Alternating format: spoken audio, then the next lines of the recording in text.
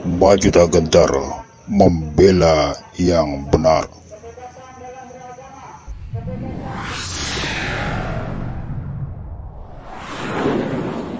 Bismillahirrahmanirrahim. Assalamualaikum warahmatullahi wabarakatuh. Selamat berjumpa para sahabat Khairil Anas TV dimanapun Anda berada. Alhamdulillah, kita kembali bersua di channel kesayangan Anda, Khairil Anas TV, bersama penyiar Anda di sini, Abu Salam Matorik, untuk berceloteh dengan sebuah judul Maju tak gentar membela yang benar. Judul ini sesungguhnya tercetus dari pernyataan tegas Ketua Forum Kerukunan Umat Beragama FKUB Kabupaten Cilacap, Ki Haji Ahmad Soim El Amin LCMH, atau lebih akrab disapa Gus Soim.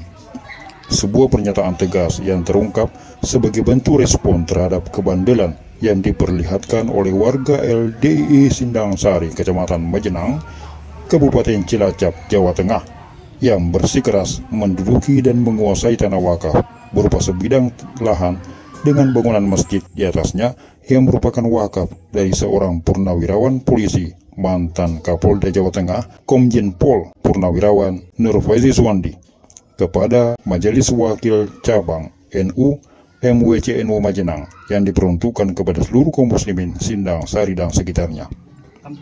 Meskipun pihak Gus Soim telah menunjukkan semua bukti-bukti berupa dokumen penyerahan tanah wakaf tersebut kepada pihak LDII, namun mereka tetap bersikeras menduduki areal objek wakaf tersebut, meskipun mereka tidak memiliki alas hak sedikit pun. Demi Allah, saya harus bergerak. Ini kemungkaran agama dan kemungkaran kebangsaan. Demikian tulis Gus Soim dalam pesan singkatnya yang ditujukan kepada Ketua LDII Provinsi Jawa Tengah, Profesor Singgi Tri Sulistiono.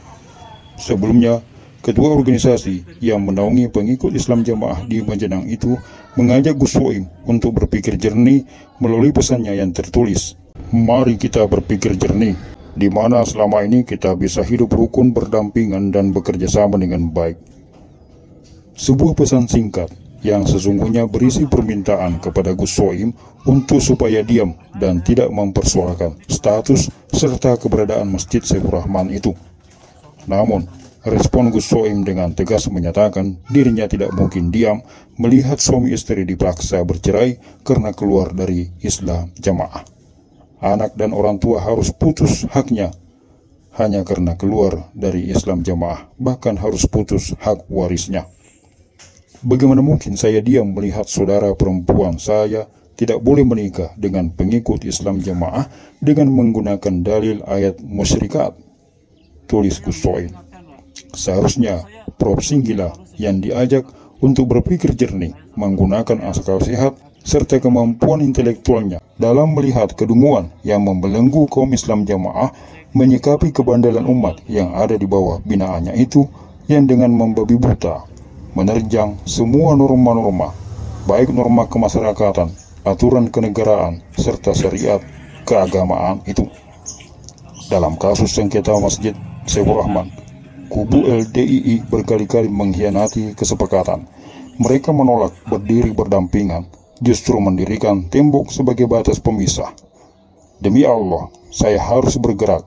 Ini membahayakan dunia akhirat, membahayakan bangsa, tegas Gus Soim.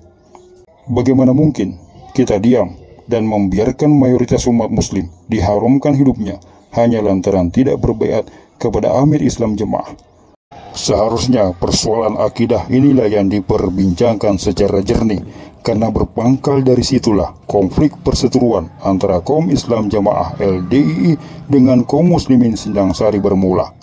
Akar persoalan timbulnya sengketa tanah wakaf, rebutan masjid, hingga pendirian tembok pemisah yang kini dikenal sebagai tembok ratapan di Majenang itu sesungguhnya bermula dari akidah yang merupakan pokok ajaran Islam Jamaah.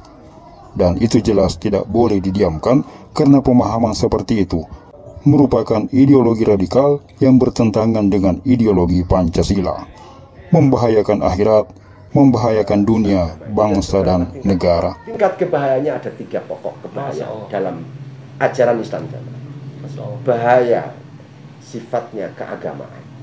Yang kedua bahaya kebangsaan. Yang ketiga bahaya kenegaraan. Saya menyimpulkan 3 ini. Bahaya keagamaan ini bahaya yang paling nyata dan paling bahaya yang paling kompleks dan tingkat bahayanya paling besar.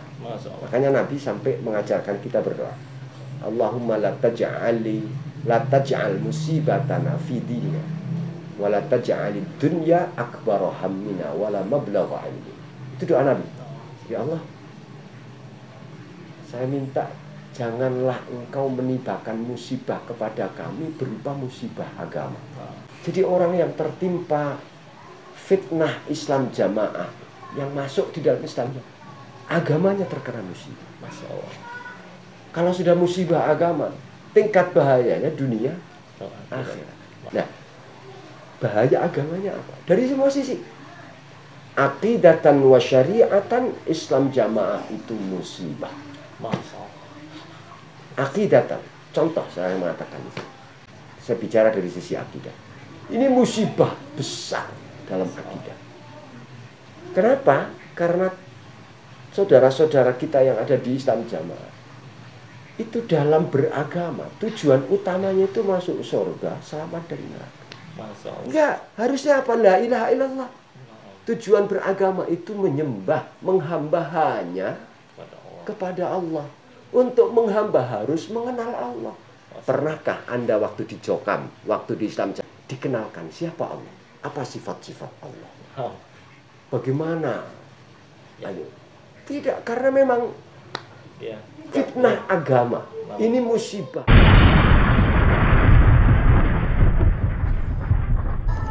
Poin itulah yang sesungguhnya menjadi fokus pembahasan oleh tokoh sekelas Profesor Singgi Tri Sulistiono dalam kapasitasnya sebagai guru besar di salah satu perguruan tinggi di Jawa Tengah itu.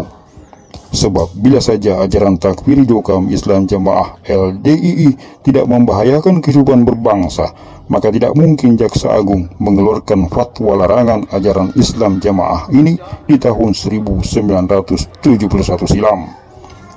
Namun, sejak keluarnya larangan itu, ajaran Islam Jamaah serta akidahnya yang takfiri tidak pernah berubah, kecuali nama organisasinya saja yang berubah silih berganti. Mulai dari Darul Hadis, Islam Sejati, Islam Jamaah, Lengkari, dan terakhir adalah LDII.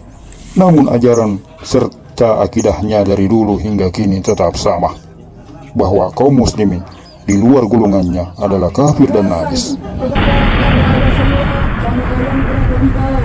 Berikan keikhlasan, mari kita bersilaturahmi, mari kita bertoleransi dalam beragama.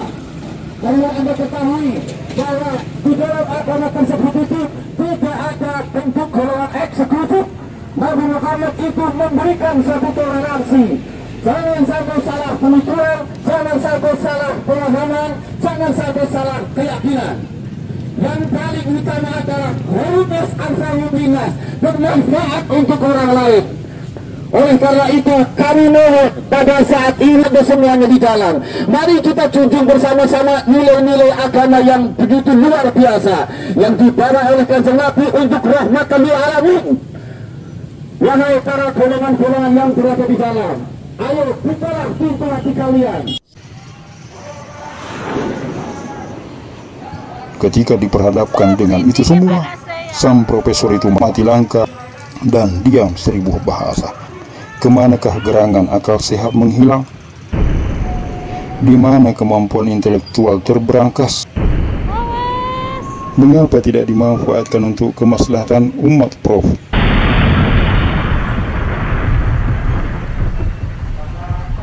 Semoga pertanyaan ini segera terjawab sebelum semuanya terlambat.